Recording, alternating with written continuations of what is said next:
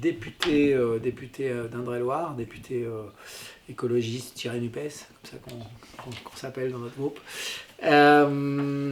Et puis mobilisé depuis assez longtemps sur les questions, alors notamment au départ les questions liées aux mineurs non accompagnés, les MNA, et puis plus largement la question du sans-abrisme. Et récemment, très mobilisé sur la question des enfants à la rue. Notamment, j'ai transformé ma permanence parlementaire en centre d'urgence temporaire, en centre d'hébergement. Et à cette occasion-là, j'ai été contacté par des gens d'ici, de Calais, des acteurs associatifs de Calais, qui m'ont sollicité pour un échange. Du coup, je leur ai proposé très vite, je crois dès le lendemain ou 2 jours après, de venir, considérant qu'il y avait du lien à faire entre toutes ces mobilisations-là et qu'à un moment où on sent que cette solidarité est un peu écrasée, que l'ambiance est plutôt assez rance quand même sur ces questions-là. La loi immigration est venue rajouter une couche assez forte là-dessus. Moi, je trouve que voilà, tout ce qui peut faire du lien entre les gens, faire du lien entre des acteurs qui se mobilisent ici ou là est important pour dire que tout ça existe et continue d'exister et ne sera pas écrasé par la violence des débats qu'on a en ce moment, par la disproportion, les fake news qu'on entend autour de la loi immigration. Voilà, et c'était pour redonner un visage à tout ça, redonner un visage aux gens que j'ai pu accueillir, que tous ces acteurs, associations accueillent, et puis redonner un visage à la solidarité, parce que je pense qu'elle a besoin d'être réaffirmée. Donc on devait venir il y a 3 semaines, ça n'a pas pu se faire, et donc je suis venu là. C'était pas tout à fait prévu que je vienne 2 jours après l'adoption de la loi immigration. Mais j'avais d'autant plus envie de venir pour dire mon soutien, ma solidarité, ma reconnaissance à tous les gens avec qui j'ai discuté ici. Je l'ai dit tout à l'heure, c'est horrible, et en même temps c'est magnifique. Voilà. Les deux ne peuvent pas être mis à la même hauteur, ou en tout cas, mais c'est horrible, c'est insoutenable. Ce que j'ai vu toute cette journée, et cet après-midi particulièrement, c'est insoutenable. Au-delà même de la question morale, c'est totalement inefficace ce qui est fait. Ça produit le contraire des soi-disant effets attendus. Je pourrais reprendre que la question de l'aide médicale d'État. Si on supprime l'aide médicale d'État, ça ne va en rien régler le soi-disant appel d'air.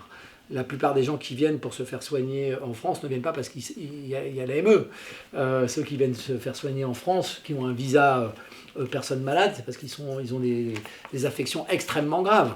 Ce que voulait faire le Sénat, qui pour l'instant n'est pas passé mais pourrait passer en janvier, c'est de transformer cette AME en aide médicale d'urgence. C'est-à-dire que ce serait que pour les cas critiques qu'on pourrait accéder à l'aide d'urgence. Ce qui est déjà en fait... les visas pour personnes malades, ce n'est que pour ça. Ça va être quoi les conséquences de cette loi? Qu'est-ce que ça va donner?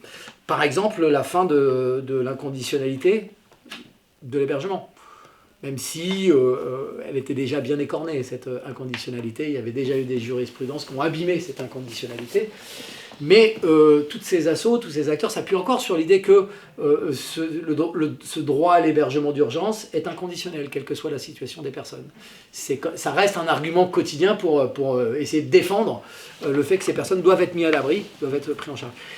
Et là, le fait que les personnes en OQTF n'auront plus le droit à l'hébergement d'urgence. On pourra leur dire non, on pourra le faire si on a envie. C'est comme l'AME conduirait à quoi, si on la supprime? À ce que les médecins disent moi je veux bien soigner ou je veux pas soigner. Moi j'ai signé le serment d'Hippocrate qui dit que je dois soigner les indigents. Soit je le fais, mais je le ferai gratos. Soit je le ferai pas. Parce que j'ai pas envie de le faire, et auquel cas la responsabilité m'est renvoyée à moi, pas à la solidarité nationale, pas aux institutions, mais elle va être renvoyée aux personnes. Et on est dans cette situation de manière un peu permanente, c'est-à-dire que finalement il n'y a plus de règles communes, on renvoie à chacun d'être ou de ne pas être solidaire. Et c'est France Terre d'Asile qui a dit, je crois hier ou avant-hier, qu'on allait avoir des Calais partout. Et on mesure bien pourquoi. Ce que ça veut dire, c'est-à-dire que finalement, plus on durcit le ton, plus on crée des situations où les personnes se retrouvent sans aucun cadre, accueil, hébergement, accompagnement, et donc plus on crée des situations comme celles que j'ai vues toute l'après-midi. Donc des gens qu'on ne traite plus de manière humaine, voilà, qu'on laisse à l'abandon, qu'on laisse dans des situations de détresse incroyables. Voilà, moi je vois pas ça tous les jours, je sais pas à quoi vous vous accrochez tous les jours pour voir ça tous les jours. Moi je suis pas à Calais tous les jours, mais ce que j'ai vu aujourd'hui, franchement, voilà, c'est bouleversant. C'est pas, moi, ça me bouleverse, ça me touche. Et je pense que quand ça ne touche plus, quand on regarde ça de loin, je reprends encore, comme je l'ai fait ce matin, la formule de l'abbé Pierre, qui disait la pauvreté, les politiques la voient à travers des statistiques. Et on ne pleure pas devant une statistique. Et moi, je pense que le jour où on ne pleure plus, le jour où on est devenu insensible à tout ça, et bien, là, on a encore une digue qui s'est effondrée et on revient difficilement en arrière. Un député mène des batailles législatives, évidemment, et peut essayer de faire changer la loi. Là, on n'a pas trop réussi, on a essayé, mais on n'a pas trop réussi. La bataille n'est pas terminée. Hein. Il y a le Conseil constitutionnel, et je pense qu'on va se battre par tous les moyens pour faire tomber certains aspects de cette loi, mais on est aussi dans la bataille culturelle. Notre voix compte, quand on s'exprime, on nous écoute un peu, ou en tout cas ça fait du bruit. Et donc moi, je leur ai proposé de venir à l'Assemblée nationale témoigner de tout ça, avec les assos, pour que d'autres entendent ça. D'autres voient, entendent ce que moi j'ai vu en venant ici. C'est modeste, mais c'est une manière de participer à éviter cette invisibilisation, et cette banalisation qui est, je pense, le pire. Là. Voilà, j'ai l'impression, là, quand j'étais là cet après-midi, que dehors, là, où il y avait des gens sous tente, voilà, que finalement, on peut s'habituer à ce décor, en fait. Voilà. Le pire est ça, quoi. Et on peut fermer les yeux, voilà. Pas vous, pas tous ceux que j'ai vus là, mais on peut fermer les yeux. Et ça, c'est le plus grand des dangers. Finalement, que ça soit normal. Parce que la politique locale fait tout pour que ces gens soient invisibles de la population, pour pas qu'on puisse s'en préoccuper. Ce que j'ai vu là, moi, je peux pas être le seul à le... Je suis pas le seul, hein, voilà, mais je veux pas que ça reste là, il faut que ça se sache, et il faut réveiller une dimension qui s'estompe devant la pauvreté du débat public, la dérive du débat public. Voilà. Le rôle d'un député qui vient à Calais, qu'est-ce que ça apporte pour toi ? C'est pas pour moi que ça apporte quelque chose, ça apporte à la cause une visibilité, d'avoir un regard neuf et d'avoir toujours le même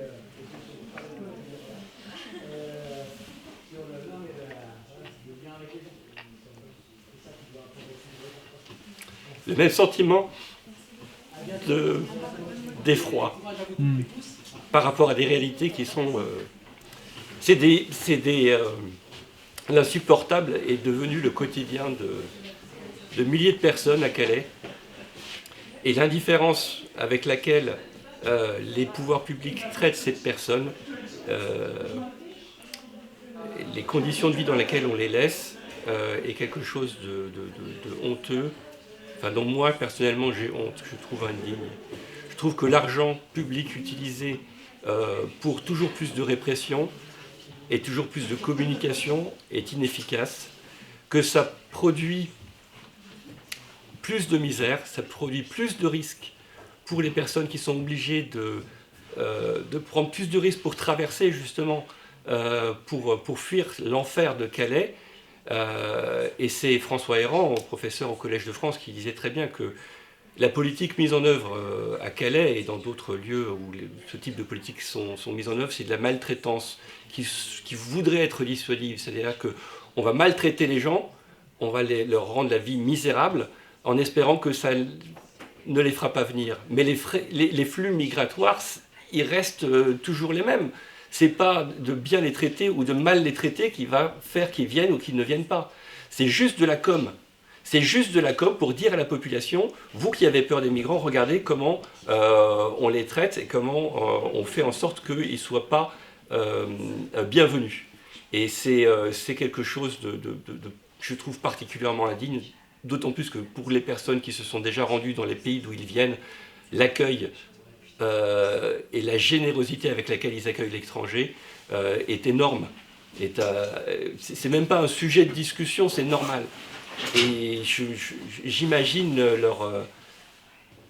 le choc que ça peut leur procurer de voir comment eux sont reçus par des pays qui sont des pays soi-disant riches, soi-disant développés, et dont une partie de la prospérité s'est faite sur les ressources minières, entre autres, d'anciennes colonies dont une certaine partie de ces gens viennent. Donc voilà, je trouve que c'est toujours plus révoltant de retourner sur le terrain avec Charles aujourd'hui, mais avec d'autres avant et certainement après aussi. Ça permet aussi de se reconfronter à une réalité que parfois on a un peu tendance à oublier, et ça redonne de la motivation pour porter ces thématiques-là de la dignité humaine partout où je le pourrais.